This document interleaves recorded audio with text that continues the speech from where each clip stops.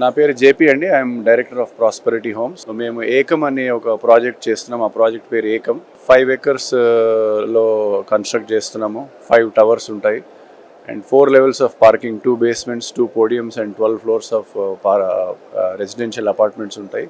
Completely exclusively 3 BHK apartment అనేది, 2 BHK లేదు దీంట్లో. అండ్ ఈ 5 acresలో 468 ఫ్లాట్స్ కన్స్ట్రక్ట్ చేస్తున్నాము. అంటే ప్రతి ఎకరానికి 93 ఫ్లాట్స్ మాత్రమే ఉంటాయి. మామూలుగా ఇప్పుడు ఇండస్ట్రీలో చూస్తే ఎక్కువగా హై రైజ్ కన్స్ట్రక్షన్స్ మనం చూస్తున్నాము.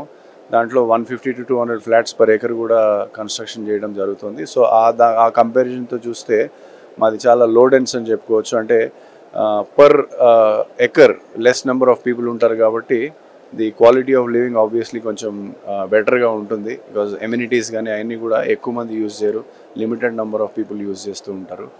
And IGBC Indian green building కౌన్సిల్లో మాకు highest level of rating platinum certification కూడా ఇవ్వడం జరిగింది.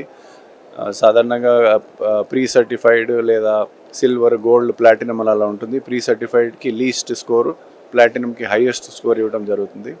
సో మా ప్రాజెక్ట్కి హైయెస్ట్ స్కోర్ ఇవ్వడం జరిగింది. ఎందుకంటే ఈ ఐజీబీసీ అనేది కొన్ని పారామీటర్స్ మీద ఈ బిల్డింగ్స్ని రేట్ చేస్తుంది.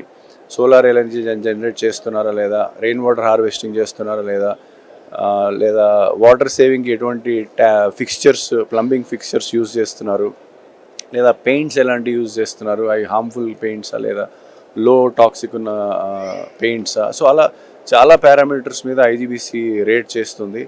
అండ్ మాకు ప్రీ సర్టిఫికేషన్ ప్లాటినం వచ్చింది అంటే మేము ఏదైతే చేద్దామని డిజైన్ చేసామో దానికి highest level of scoring IGBC ఇచ్చిందని దాని అర్థము. So we're very happy that our commitment towards sustainability is very high.